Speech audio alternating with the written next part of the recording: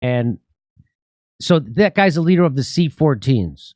The C-14s was started as a youth wing of the Svoboda Party, founded by Ole Tenahambach. Is that how do you say his name, Max? Tianbach.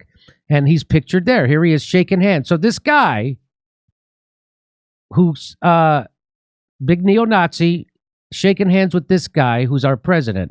C-14 signed an agreement with Kiev city government to patrol its streets in early 2018. And what happened?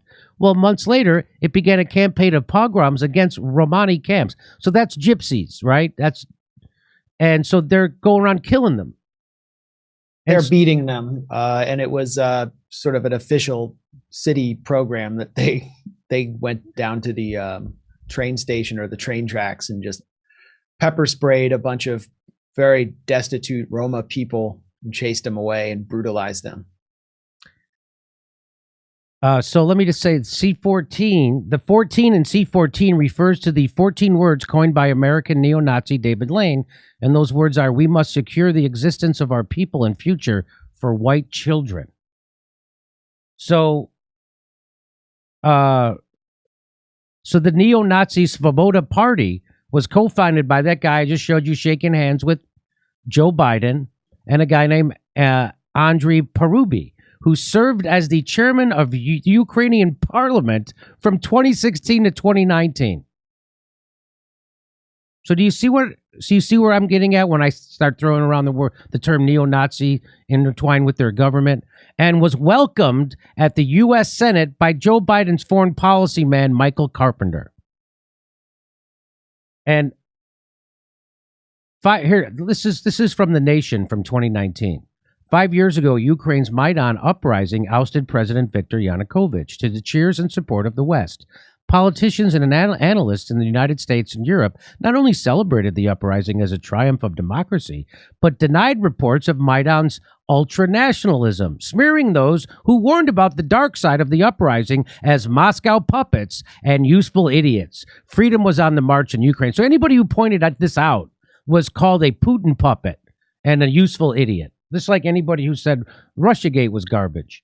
Today, increasing reports of far-right violence, ultranationalism, and erosion of basic freedoms are giving the lie to the West's initial euphoria.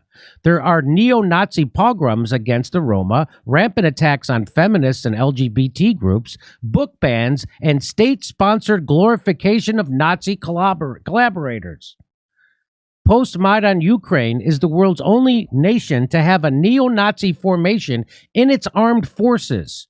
The Azov Battalion was initially formed out of the neo-Nazi gang, the Patriot of Ukraine. And here it is. That's their symbol.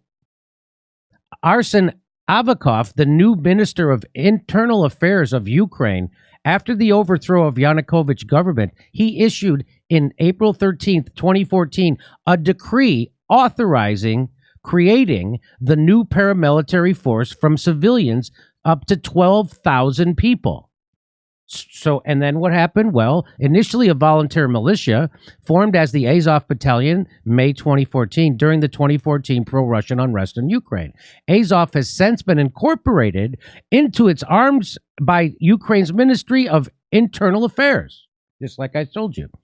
The Azov Battalion is a far-right, this is from Military Wikipedia, is a far-right, all-volunteer infantry military unit forming part of the military reserve of National Guard of Ukraine.